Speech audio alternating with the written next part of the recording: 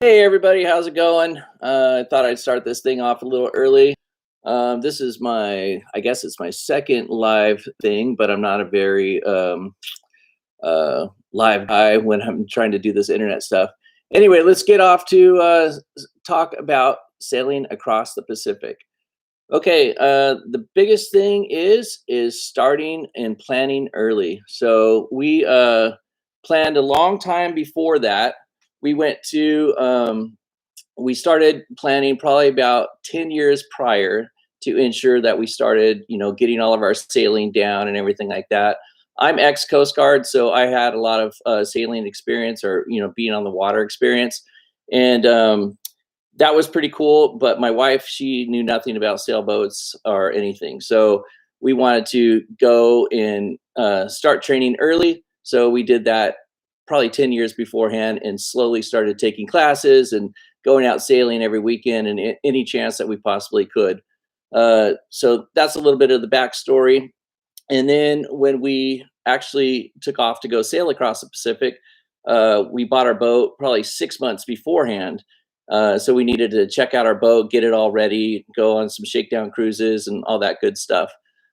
We are not somebody that sits around and just chills out. We want to go do stuff, so we just get out and about and actually do it instead of just talking about it. And that's the number one thing that I'd like to give to everybody is, if you have that dream, go out and actually do what you're set out to do with your dream.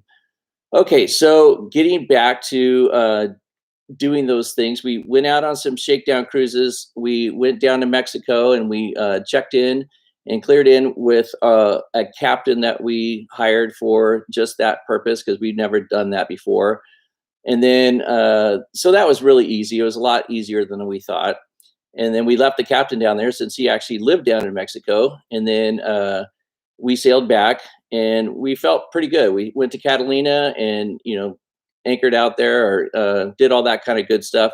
So we started getting our sea legs and started figuring it all out. Well, on January 15th of 2016, I believe, we took off south from San Diego down through Mexico. We went through Mexico and we bebopped all around Mexico for 6 months, or excuse me, 4 months. And we were about ready to take off in April. When we were going to take off in April, a horrible thing happened. My dad passed away. So we had to fly back home from Mexico, take care of things, and then come back. That pushed our schedule back some. So we were literally the last people to leave Mexico for French Polynesia. When we went to go do everything, it's kind of hard to do all this, but backtrack about 6 months, we signed up with Latitude 38 to do the Pacific puddle jump. And I highly recommend this to anybody that's going to sail across the Pacific or do any kind of long journeys like that. Is you definitely want to have a team of people with you, people that you can count on and rely upon. And we definitely did that. So we went through Latitude 38, and it's actually way cheaper to go through Latitude 38 and the Pacific puddle jump because they basically get all these people together, and it costs less to do the paperwork, to basically do the paperwork for the French Polynesian consulate and all that good stuff, because you have to pay fees and you have to get immunizations and just all sorts of paperwork. The paperwork takes quite a while actually. You actually have to go get a police background check. The French government is very particular on what they want from you, and you have to be pretty much of a decent human being to get into French Polynesia. Um, so let's go back to where we were at in Mexico. We bebopped all the way down Mexico, down the Baja Peninsula, and then we went up to La Paz, and then we sailed over to Mazatlan. We spent some time in Mazatlan, and we were going back and forth to via vehicles, going back and forth to Puerto Vallarta because we had to pick up our mail And then we actually had a timeshare that was down in Acapulco. So we drove from Puerto Vallarta all the way to Mexico City, and then went to Acapulco, and then we drove up the coast from Acapulco. And since we were delayed, what we really wanted to do is we were going to bebop all the way down Mexico and go down to the islands. I can't even think right now. Anyway, we were going to go the other way and come across the Galapagos. Sorry. We were going to go from the Galapagos straight out to French Polynesia. But since my dad passed away and poor planning, we basically could not do that.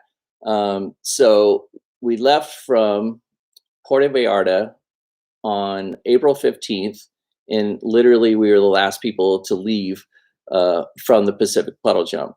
Luckily, it's not lucky for them, but lucky for us, there was a boat that went out a week before us, and then they had issues with their engine. So they had to turn around and come back to Puerto Vallarta, fix their engine, and they only left a day before we did. So that was really great, because then we had a buddy boater that was, within 100 miles of us the entire time. Hey, Mike, what's happening, man? It's good to see you. I hope you're out there flying and having fun. Anyway, so I'm talking about our journey crossing the Pacific. So we left April 15th, and it was nice and mellow. Sailing out of Puerto Vallarta was really mellow. And then nothing really eventful happened for the first 10 days or so. And then on day 12, I was on watch, and it was only my wife and I. So we did 4-hour watches. And I was on watch during the day, and off to my left, I saw something peculiar, something in the middle of the Pacific you're not used to seeing. And it was a life raft, or what looks like a life raft. And it was, if you ever see that movie Castaway, and Tom Hanks is sitting on that life raft that he made, it looked exactly like that. It was all made from bamboo and wood and all this stuff, and it was all strewn together. So I yelled down to Melissa. I said, "Hey, I think I see a life raft." And I altered course. So it was about 50 yards to the left of us. So I went over there. And first we did like this little drive-by, and I told Melissa, "Hey, get the camera. I wanted to document all this just in case there was a survivor on this boat." And it was a trip. I mean, we went right up next to it, and the thing was massive as far as the weight, because all the wood was waterlogged, and it had like this little GPS thing hanging off of the back of it, just bobbing in the water, and it said the word Emily on it. And I'm like thinking, oh my God, this guy, whoever did this, had to lash together his boat and make this thing on the fly.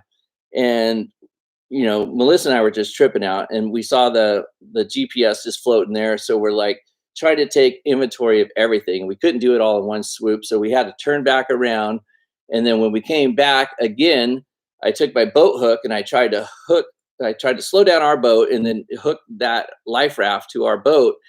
And it was literally 1,000 pounds, if not more, of just waterlogged wood. So I grabbed that and I tried to pull it, and it pulled the boat hook right out of my hand. So again, we went back around and took more pictures, tried to inventory everything. There was no survivors on board. We were freaking out.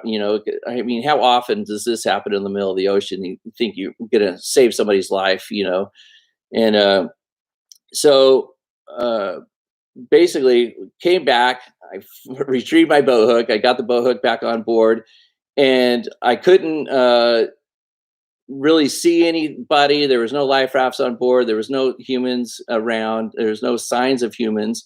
And it looked like it flipped upside down, because it looked like there was a mast sticking upside down in the water like this. So I thought maybe, it hit some big waves, and, the mast and the people fell overboard. So I reported it. I got on my SSB and I reported it. And I actually emailed one of my buddies at Latitude 38, the editor at Latitude 38, and said, "Hey, can you contact the Coast Guard?" And I gave them all the particulars, latitude, longitude, what it looked like, the name Emily, and, everything that I could possibly think of. And, so Melissa and I were just tripping out. We didn't know what was going on. So for 3 days, we didn't know what was going on. And we were, just feeling so bad for this person that died. They made this life raft and they were just over the side. Anyway, long story short, to get to the point of sailing across Pacific, my buddy from Latitude 38 emailed me back. He said he did contact the Coast Guard. He contacted a whole bunch of other people. They looked for every kind of boat that was in that area with the name Emily or partial name Emily. And what they figured out is that it's actually called a FAD. It's a fish attraction device. And what these people do, these fishermen, is mostly Chilean fishermen, but all sorts of different fishermen. But they go out there and they make these things on their fishing boats, and then they shove them over the side of the boat. And then that GPS that I saw was their homing beacon. So what it does is it just sits out there in the ocean for a month or so, and all these fish start looking at it as a home, and they think it's a good place to be. And trust me, there were thousands of fish around. I mean, it looked beautiful. If I could have, I would have jumped overboard and went swimming with all the fish and sharks and stuff. But we're in the middle of the Pacific Ocean, 1,000 miles out. I don't think Melissa wanted that. So anyway, it was a fish attraction device. So that totally freaked me out, but it made me feel good that nobody died. So that was awesome. So then continuing sailing across the Pacific, I would say that there's a lot of pre-planning going on. I mean, let me grab this book. We have this book that we made that is just all the things that you need to start with. And, the first thing is taking inventory of your ship or your boat and really figuring out what you're going to need, what you're going to want to double up on. I'm very particular on safety. So we had backups to our backups of pretty much everything. So we had SSB, we had a VHF, and then we had satellite, and then we had let me get into that one. So when we were going to depart, and I had to go back home for my dad's funeral, we basically bought a new iPad. So I had an iPad with software on it for navigation, and everything was good, but I wanted to have a second iPad just in case, because if one fails, you're host. Well, we had paper charts and all that good stuff, so that's good. But the iPad, we are like, oh, let's get the latest and greatest of the iNav X, and we'll have all this, software updated, and it'll be great. So I updated it in port. I thought it was all perfect, checked everything out, worked like a charm. And then when we got on board and we were 1,000 miles out at sea, the iPad basically died because it ran out of power. It wasn't plugged in. And so I went to reboot the iPad. And wouldn't you think that it would start back up again? No, it says contact or connect to the internet. And I'm like, okay, how the hell am I going to connect to the internet in the middle of the Pacific? So definitely make sure that your software isn't internet relatable, or doesn't rely on the internet when you reboot it. So luckily, I had the other iPad that had the old software on it, and it was stable and it worked. So I basically just swapped them out, and then I got on my computer and wrote a very, very nasty email to the iNav X people and told them how horrible their software was, that you needed to update it in the middle of the Pacific. So anyway, that's a little thing. But I did have paper charts. I had multiple GPS units. I think I had like 4 or 5. So I knew where I was anytime in the world, even if I didn't have the iNav X. So that's a big thing. Michael, do you have any questions or anything? Are you thinking of sailing across the Pacific? Or are you just going to fly? It's a way easier to fly, trust me. Okay, so what next? Okay, sailing across Pacific is a slog, and certain times it was amazing, it was fun, but other times when the wind is like variable and your sails start slatting and you just hear this kink, kink, kink, kink, kink, kink all night long or all day long. Oh, it drives you batty, you know. And then I've seen people that are sailing across the Pacific and they're just sitting there reading a book. It Mike, you're funny. So they're just reading a book, and that works sometimes, but there's a lot of stuff kind of like that thing that I just showed you or just told you about. If I wasn't paying attention, if I was 50 yards off and I hit that fad, it could have damaged our boat really bad. I mean, we could have sank out in the middle of the Pacific because it was such a massive piece of, bunch of timber and stuff. So when you do a watch, you really have to maintain a good watch. I mean, make sure you're looking around all the time. Case in point, when we were sailing down through Mexico, I'm like looking at my, sailing Mexico guidebook, and I'm like, oh, I'll check this out. So I started reading about Mexico and where we were at, and we were off of Mag Bay, and it talks about, all the gray whales that go there. And it says something like, 1,000, 10,000, gray whales come here in this certain part of the year and this and that. And I'm like, wow, that's crazy. That's crazy. And I'm like, well, that's this part of the year, So I look up, and as soon as I'm like thinking, oh, I shouldn't be reading, I should be, watching. So I look up, and right at that time, I just see a huge whale just come right in front of our boat. So I yell down to Melissa again, and I'm like, a big whale, you. And so I start turning the wheel, to port. And then the freaking another whale, or the same whale, comes back from my port side. So I'm swinging it back to starboard. So it's kind of gnarly. You gotta keep maintain a good watch when you're out there. Reading's okay and everything, but we chose to do audiobooks, and it was way better. You could just sit there and kind of zone out and look at the waves and everything like that, and still get your reading on, but somebody's talking to you instead of you having to actually look down at a book all day. What other things can I talk about? So, of course, we provision like crazy, and Mexico was a great, great place to provision.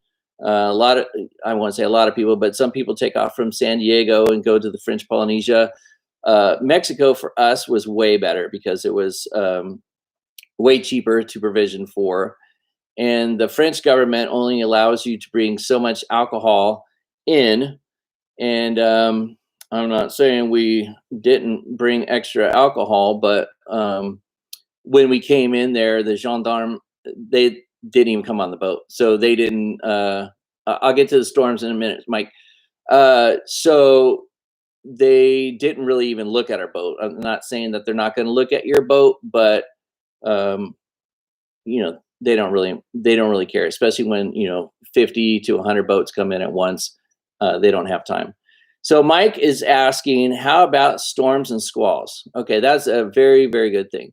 So let me say, we were somewhat of rookies crossing across the Pacific. So one night we had a full main up, and it was variable wind. It was probably about 5 to 8 knots or something like that of wind. And Melissa went down to sleep, and I was on a watch, and it was pitch black, out in the middle of the Pacific.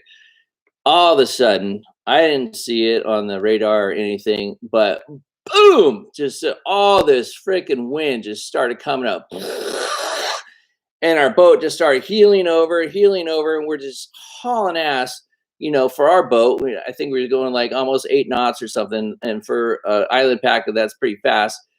But we clocked out at, I think, 52 knots of wind, from 8 knots to 52 knots. So we were just freaking hauling, and we couldn't, take the main down or anything because we weren't prepared for that. So that was a very scary time, and that probably only lasted about 10 minutes. But it was 10 minutes of, pretty sketchy stuff. We just let the main out as much as we could, kind of dumped as much wind as we could out of the main. But we were still hauling ass even with that, going like that. And it was pitch black, so we couldn't see anything. We couldn't see where to, make a left, make a right, what to do. We just had to basically maintain course and dump all the wind out of our sail as much as possible. So that was sketchy. So of course, learning from our mistake, we sailed with a double reef main the rest of the time, and it was actually just fine. Yeah, you got just as much power out of a double reef main as almost a full main, especially when you hit the doldrums, because like I said, you have these slatting and this variable wind all the time. Constant sail changes, so you're constantly turning your drums and making sure that you're hooking up your sails in the right way and trying to get everything good. um, so I got a lot of working out, and Melissa, she's a trooper. She's always up there doing sail changes when I'm down asleep. I can hear her grinding away. So she's awesome. So other storms and squalls, highly recommend having your radar on uh, pretty much every night. We didn't leave it on during the day because you could pretty much look around you and see where the squalls were. But as soon as it got dusk or whatever, you turn on that radar, and it saves you a lot. Because like I said, it's pitch black out there. You can't see anything. So your radar is your best friend. And we primarily used our radar for storms and squalls, but there were, believe it or not, a lot of boats out in the middle of the Pacific. One night we were just sailing along. I don't know why it's always me on watch, uh, but there was this big mothership, say, or fishing boat that was coming from our port, and he was just cruising and cruising. He was just like on this beeline to intersect with us. So I called him on the radio. I called him again, nothing. So I like, okay, what am I going to do now? So I went out and I started flashing my flashlight on our sail, to make our sail look like, hey, look, I'm under sail. I can't change course as easily as you. The guy must have been asleep, or he must have been, they must have been working on deck doing all sorts of fishing stuff. Um, I can't remember actually what I did. I think it was just I kept.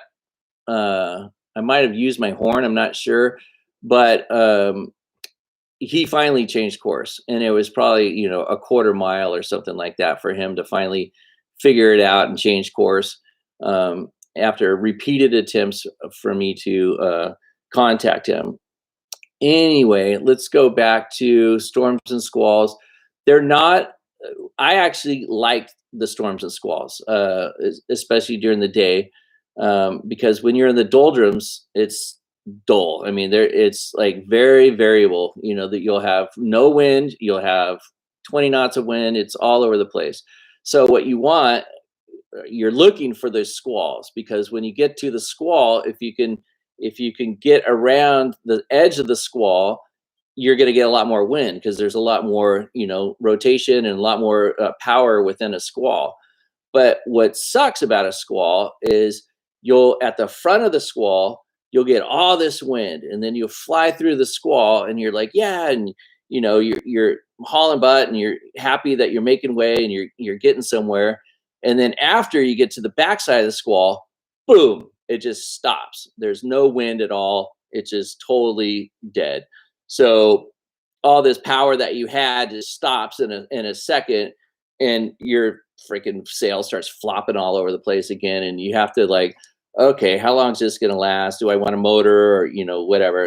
And it usually lasts about 15-20 minutes. As soon as you do a sail change, it changes. You're like, oh yeah, I gotta do this. I'm gonna pull this in over here and do this. And as soon as you do that, it changes. So just leave your sails exactly where you're at. Wait for the squall to go around, and then the final backside of the squall, you'll start getting wind again, and just like you had before, and then you'll start making way again. Let's see. There were not any huge waves on our Pacific journey there. It was probably, the biggest waves were probably 10 feet or so, and it wasn't too crazy. I mean, it was a little windy, 20 knots here or there, some white caps. But on the way to French Polynesia, it was pretty mellow. On the way back from Bora Bora to Hawaii, it was horrible, horrible conditions. And then from Hawaii to San Diego, it was horrible, horrible conditions as well. Um, so going from Bora Bora to Hawaii, I think we did 2,300 miles in 14 days. And on an island packet, we were hauling ass. We were probably doing average about 6 to 7 knots every day. And like I said, that's not fast, but it's pretty fast in an island packet. And we were averaging 25 to 30 knots of wind a day for days and days and days on end. And then when Melissa and I um, when we sailed from Hawaii back to California, we had to do it in November, which is not a prime time to go sailing across the Pacific in the Northern Pacific, because when we were looking at the weather, typically when you're sailing from Hawaii to San Diego, it's like from point A to point B, but you have to do this huge arc and you have to go up towards San Francisco and then come back down. Well, we couldn't do that arc because there was storm and a storm and a storm. And it was like the storm cells that we were looking at were almost the size of the United States. And, the waves up in the northern latitudes were 30, 35 feet. So we're like, we're not going up there, so we provisioned extra fuel. And we basically went from Hawaii, we went up a little bit, and then we dropped down to catch some more wind, and then we came back up, and then we made a beeline straight for San Diego. So we did a lot of motoring, but on the backside of that, we had 14-foot seas for 10 days or something like that. And it was maddening. It was just a lot of work. And then about 5 days out of San Diego, our autopilot went out. So we had a hand steer for 96 hours.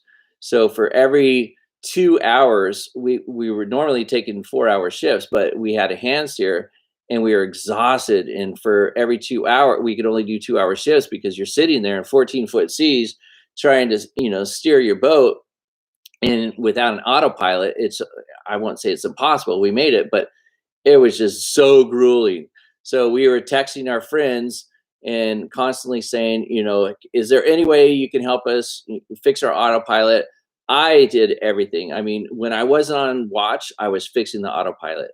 So I was up for days, trying to do, fix this. I reprogrammed the freaking autopilot. I looked at the I took everything apart. I went from point A to point B. I did everything you possibly imagine.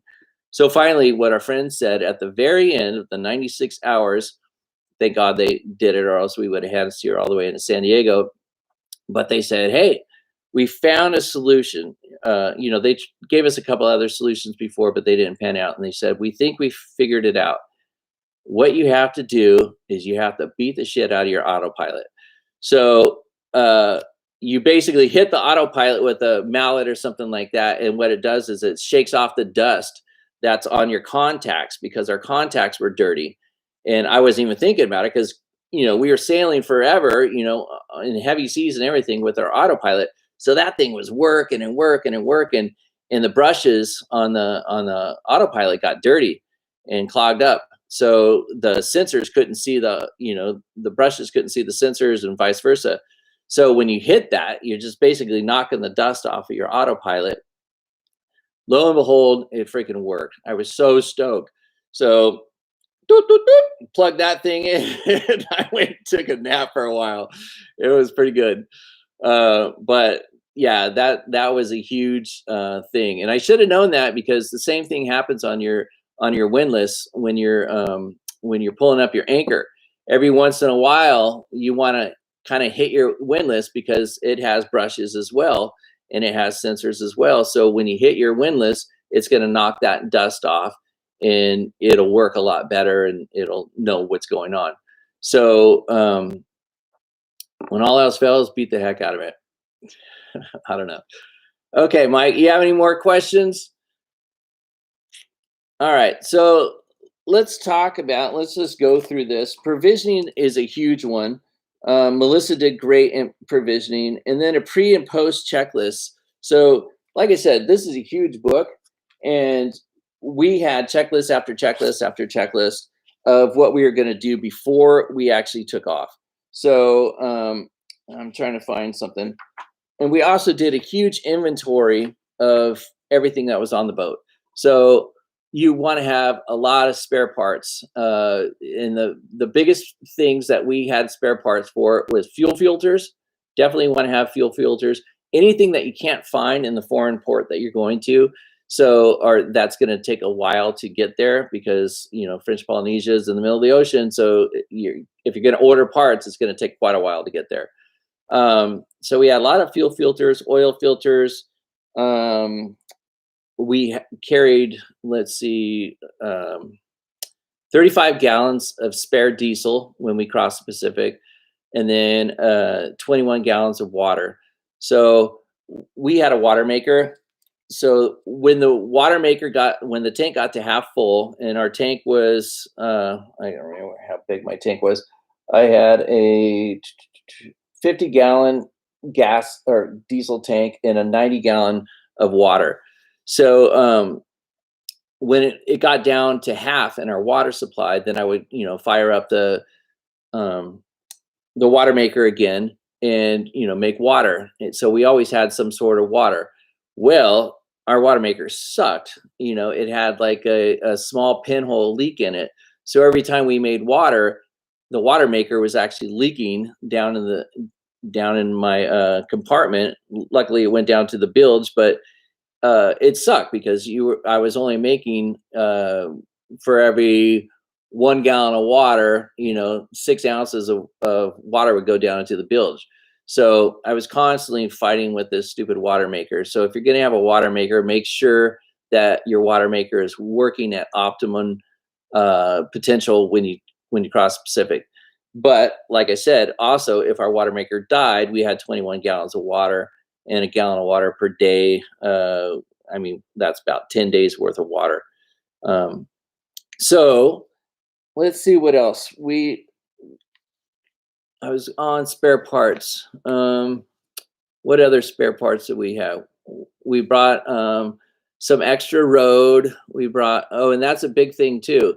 In French Polynesia, the majority, nowadays you probably don't have to anchor as much because they have this great mooring ball system out in French Polynesia. So when you get there, you basically go to a mooring ball area and you hook up on a mooring ball, which is great because almost every anchorage in French Polynesia is 100 feet deep or more. So, our anchor only had so much road on it. I think it was 250 feet or something. And that was not enough road to, leave out when you're anchoring in 100 feet of water. So definitely grab a mooring ball whenever you can. But we had to redo our anchor when we got our anchor chain and road and everything when we got to French Polynesia because it was so deep and we weren't expecting that because we just didn't know. What other things? I'm trying to think of. So take a big inventory of your boat, and the biggest thing is knowing where everything is, because on a boat you're going to have to store certain things here, certain things here, certain things here. And when you have 10,000 things on a boat, trying to find that one screwdriver or that one, whatever you're looking for could take hours and hours because you have to pull this out to get to this, to get to that. And it's just tedious and long and whatever. So have an inventory, write down the list. Like this particular thing is in the forward, starboard compartment underneath the bed or whatever. And that helps you quite a bit to, because you can't remember where you put everything. It's almost impossible. What else?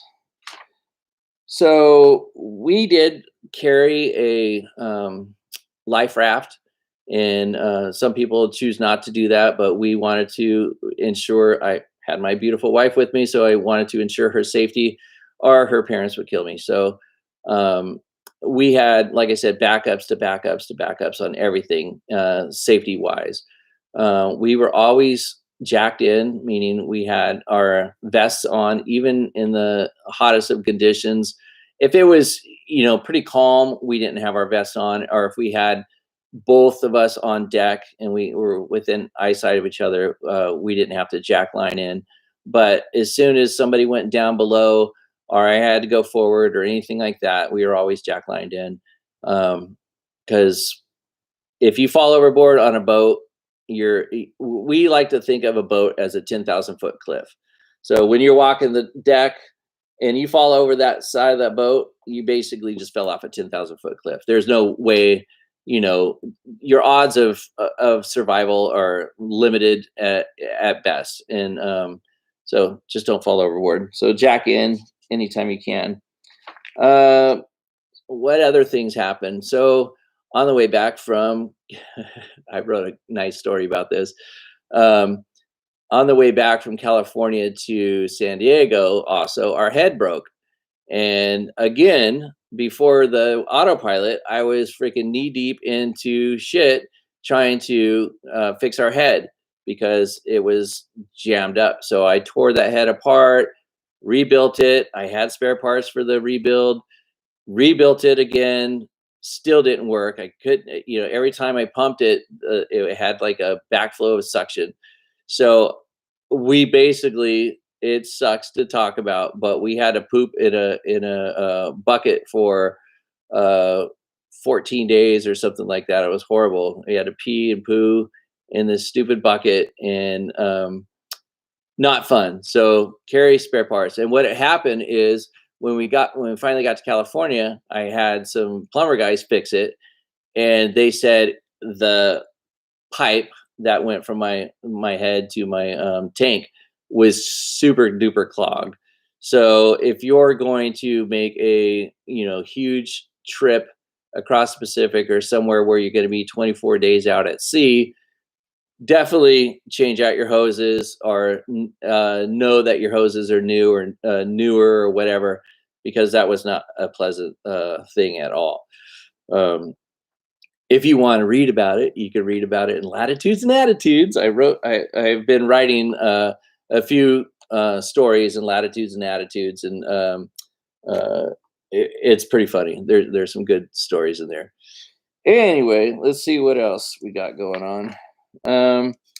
So we did have some chafing. Everybody's going to have chafing. Mostly it's going to be, your sheet lines that are going back and forth. And what we did is, when we had our jib up, our jib would be out like this, and our line would come down here, and it would be rubbing against another line. I don't remember what line it was, but these two, things are just rubbing back and forth. So we had to kind of try to pull the jib out, but if the jib can't, it's flopping back and forth because of the wind, and it's hitting that other line, it starts wearing through that line within a day or two. So make sure that you have spare sheets, and if not, have some sort of chafing devices available so you can put something around those sheets so they're not going to chafe. Another chafing point would be the dinghy in the back. So we strapped our dinghy down really tight. We even had, straps that, to pull it into the back of our boat, because if that thing starts moving back and forth like that on every wave, within a couple days, your dinghy's going to rub right through, and you're going to be bummed, So constantly when you're on watch, or when you just get off watch, walk around the boat and check for all your lines, check all the chafing points that you can think of. Salt water is really corrosive too, and it's constantly spraying up on your boat. So look for, salt water and intrusion, and things that are going to deal with salt water as well. Your roller furler, make sure it's gonna roll out really good, and all your little things. Let's see what else. I also had a preventer system set up. So we did a couple different kinds of preventer systems to warrant against an accidental jibe. So the first one we did, we had a line going out, and we went to a snatch block, went over to the front of the boat to another snatch block, and then came up and went around the mast and basically kept the mast from flying across it, during an accidental jibe. We didn't really have any problems like that because we mostly had the prevailing easterly winds coming from the east, so that was pretty good. But in the doldrums you get some funky winds and stuff. So definitely have a preventer set up. Another way is we had a line wrapped around the middle of the mast, and then or excuse me, the boom, and then we had it down to a stanchion or to a cleat, and that worked pretty well. On another island packet that I delivered, we had this little device that basically we had a line on one side go up to the device that was on the boom. It just basically snap shackled to the boom and then went across to the other cleat. And when the boom went across this way or that way, it went slower. So when you went to tack or something like that, it tacked, but it kind of went through this, and it's a friction based system, so it kind of slowly brings your boom across, rather than a wham, slamming across. So that was pretty cool. Any other questions out there? Biggest thing is just plan. We planned to death, but at the same time, we didn't over plan to where it paralyzed us and we never went. A lot of our friends, they're like, you guys have only been sailing, out on the ocean for 6 or 4 months or something like that, and you're going to cross the Pacific. You're crazy. Yeah, I mean, everybody's crazy. You might as well, I'm not going to live my life in fear. I'm gonna plan everything I possibly can, but one of these days you got to get off your butt and you got to go follow your dream. Following my dream was sailing to the South Pacific. So luckily I had just the most amazing wife in the world, and she went with me, and she was definitely my equal in every respect as far as sailing, because we're constantly, whatever I could do, she could do. If I did fall overboard, I had 100% faith that she would be able to pick me up or do whatever. If anything happened, she was 100% right there. So that's huge. But it's also, a lot of women out there are, yes, Mel does rock. A lot of women are out there are very scared to go with their husbands, and everyone that I would say the majority of everyone that we saw out in French Polynesia, their wives flew in and met them when they got there. It was like, the captain had a couple of his buddies, and they all sailed across the Pacific together. I probably could have did that. I didn't want to do that. My wife is my best friend, and I wanted her to enjoy it. And now she's known as Captain Bitch Slap because she changed. She was she's a much more amazing person now than she was then. She was amazing then, but I mean, she has so much more confidence now because she went through all these trials and tribulations, and it just changes you. So I would encourage you, if you were out there, to bring your wives along. Just make sure that they know everything that you know, and you have full confidence in them as well. Kind of like your wife, Mike. She's always out there flying with you and doing those things. I'm sure she should, if she doesn't have her pilot's license, she should get one. She's got enough hours in there. Let's see, what else? Trying to think what the big things are. Make sure your engine's working really well. I'm just trying to think of things that happen. Also, so what we did is when we were sailing across from, yes, sir, when we were sailing across from Hawaii to California, some of my diesel that was on deck got dirty. The waves went up and over, like I said, we were in 14-foot waves for weeks. and it kind of damaged my fuel. So I used up all the diesel up into that last one that I knew was a little fouled because my cap wasn't on tight enough or something happened. Anyway, so I had to use that dirty fuel, which really sucked. But we were, 100 miles off of San Diego, and there was no wind. It was kind of lame. We just wanted to get home, and we were 24 days at sea. We were just tired as all heck. So after hand steering for 96 hours and all that, so I put the fuel in, knowing that it was gonna be bad, and within an hour of it going through the system, it just died. So luckily, I had spare uh, fuel filters. So I had to go down below, change out my fuel filter, change out my Raycor, make sure everything was all clean. Try to put I put in some detergent, to try to clean my fuel as much as possible. But it worked, and it got us in through, the San Diego harbor and everything. So we got the motor in, and everything was good. But definitely make sure you have spare fuel filters, Raycor filters working well, and all those types of things. When I did get in, I did have to polish my fuel, and I got everything off, put in new fuel, ran that, got that off. I basically cleaned the heck out of my fuel tank afterwards because I knew I was going to sell the boat, and I wanted to make sure that the boat was in perfect working order before I sold it. So this is kind of like, so what we did is, this is kind of a checklist of things we needed to do before we left.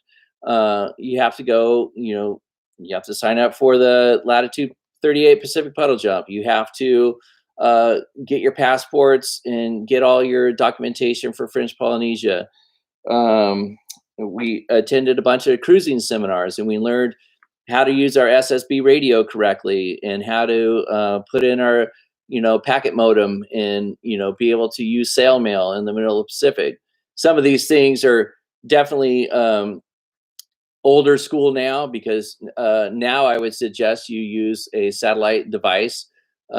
We used InReach when we were out in the middle of the Pacific, and that thing was awesome because we just hooked it up to our phone via Bluetooth, and we had unlimited texting ability. So we could just basically text in the middle of the ocean and text to anybody in our family that we needed to. And it was just like being at home texting anybody. So it was awesome. I definitely recommend having a InReach system or something of that nature. Mike says, water separator funnel works great with my jet fuel. Would it work with salt water? Probably. Water separator funnel. So do you use that before you put it in? What we call that a Baja filter here, when we're sailing. So yes, you can use a Baja. Yeah. Okay. So you can use a Baja filter before you do that, before you put the fuel in. A lot of people back in the day used to really freak out about Mexican fuel. They're like, oh, Mexican fuel is all bad and, dirty and this and that. Well, you got to think, Mexicans have just as many boats out there as Americans, and the people that are doing their fuel, they want nice, clean, fresh fuel too. So the fuel is just as good in Mexico as it is in the United States. So you don't really need a Baja filter or a water separator filter, but on the boat, that's what your Raycor filter does. It's a inline water separation filter. So definitely make sure you have a good Raycor system. On the Island Packet 485 that I delivered down in Mexico, it has two Raycors. So, and you have a switch, so you can switch it from one Raycor. When you're fixing this Raycor, you can switch it over to this one. So you're constantly, so you can constantly be motoring if you want to. You just basically turn one on and turn the other one off. So yes, a water separator on your boat is huge, but we really don't have to do it on the. So Mr. Funnel is what Mike uses for his jet fuel. So Mike, do you do that before you put it into your plane? And is it because there's a lot of water in the jet fuel, or uh, how's that work? I don't know much about fueling up engines, but or planes because, well, for one, I don't have one. But um, is it the fuel in the JP5 or whatever before the fuel can? Oh, is that if you're bringing your own, gas, like spare gas, or how's that work? I just don't know. All right. Well, Mike's typing. I'll try to find some other stuff. Um, all right. Let's see. I'm at 50 minutes. I got about 10 more minutes. So I would just say, plan as much as possible. And Mike says yes. It's before the fuel can, and yes, bringing um, things like that. Safety and health.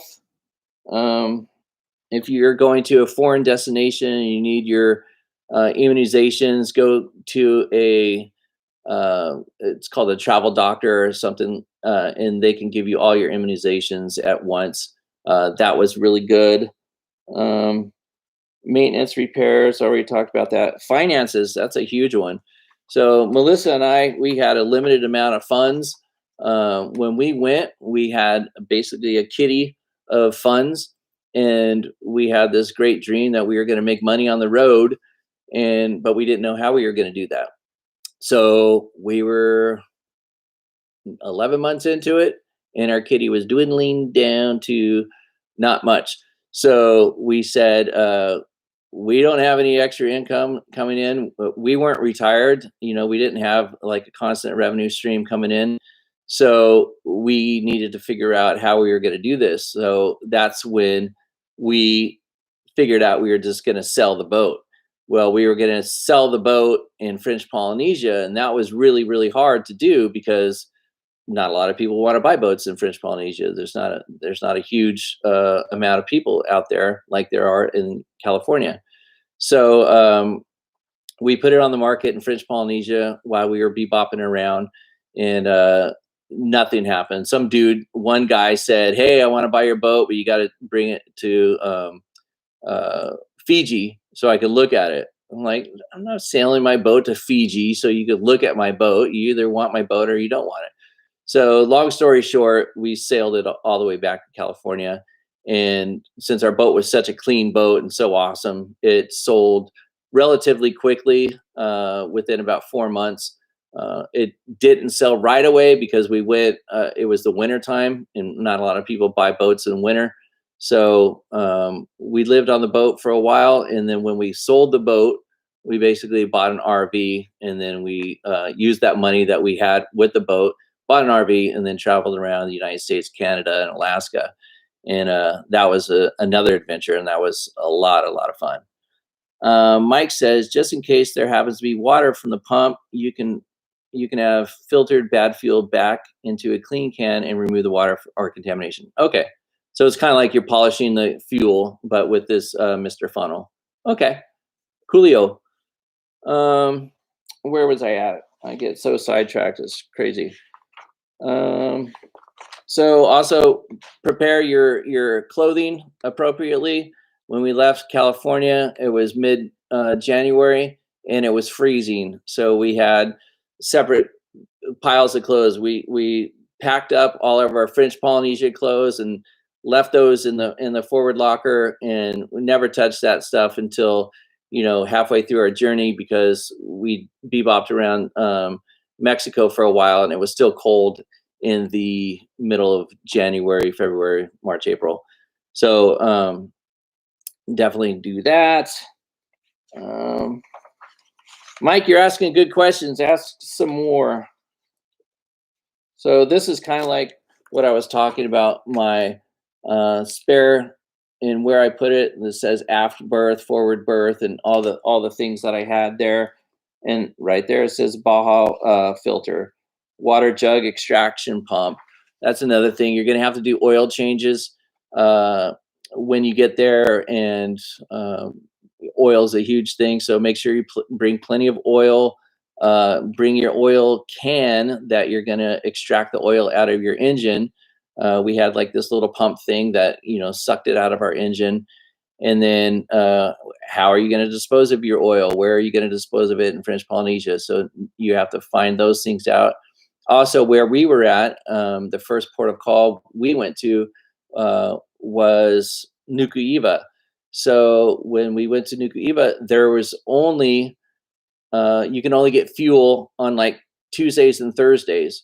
So you have to plan your whole day around, getting fuel. You have to borrow, fuel containers from your buddy's boat.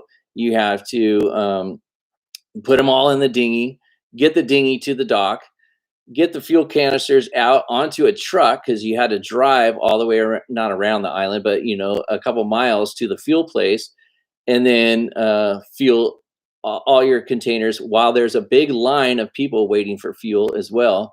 So it's an all-day experience. Everything takes a day when you're provisioning or when you're doing this or that. So prepare accordingly. Then you got to bring all the fuel back, put it on your dinghy, take it out. It's just crazy. And then we saw this other guy. He's like, "Oh, I'm just gonna back my boat up to the dock," and his boat got trashed. It was just trashed. There were waves coming up against the dock and stuff, and it was a cement dock, and it was a nightmare to watch. We didn't even want to be there because it was just horrible to watch this guy get his boat just beaten up because he didn't want to, put his fuel into a dinghy and do it the way everybody else was doing it.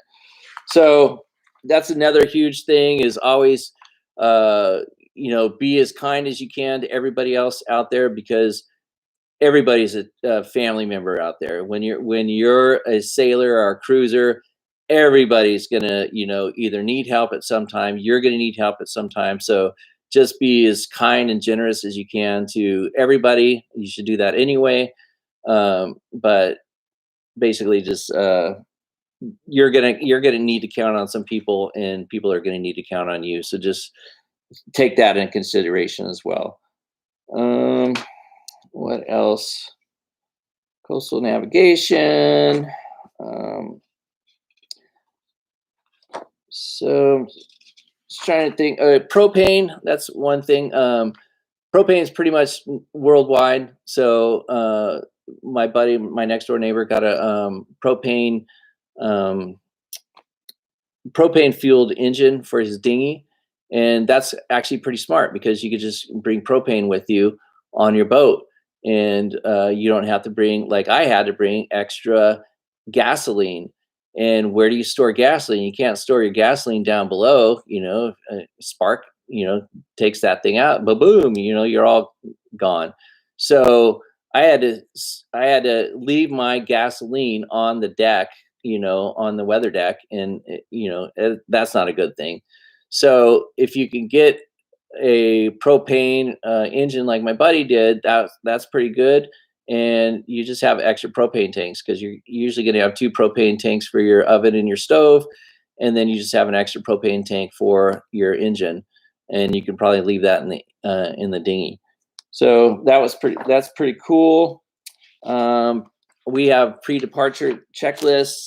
So, it's kind of like being a pilot, Mike. When you're getting on the plane and you start the engines and everything like that, you basically go by a checklist. And I like checklists because it's really easy to forget one little thing. So if you go down the checklist, to do this, to do that, to do this. One time I'm like, I'm not going to check my checklist. I'm a sailor. I know how to do this. So I started up my boat and I did everything and backed my boat out of the slip and started down the fairway. And I forgot to freaking take all the covers off all the canvas covers off of my front of my boat. So I couldn't see where the hell I was going. So that was pretty stupid. So use a checklist. All right. 100%, lots of checklists. Learn how to make the dollar rings. Oh, how cool! So Mike, he's our friend that we met when we went to the British Virgin Islands on a catamaran cruise. amazing. And him and his wife are a beautiful, beautiful couple. And what he did is he made these dollar rings. He would take a regular dollar and then he would fashion it into a ring, and then he would give it to the women where he met him, or whatever. And they all loved it. And then it was also a great thing when he wanted to give a tip to somebody. He would, roll up a $20 bill, or whatever denomination he wanted to do for a tip, and he would give that to the weight person or whatever, and everybody loved it. It was amazing. And yeah, and like you said, you'll get lots of help for a buck. So that's absolutely true. So all right, Mike. Well, thank you for chiming in here. I'm gonna wrap this thing up. It's been an hour, and I appreciate it. And hopefully, somebody learned something out there. This is not many people showed up to the live stream, but hopefully they'll watch the video afterwards anyway. Anyway, thanks again, Mike. Love to hang out with you again soon. Hopefully we can. Say hi to Kathy for me. And that's it. Hope you guys have a good one. Bye-bye.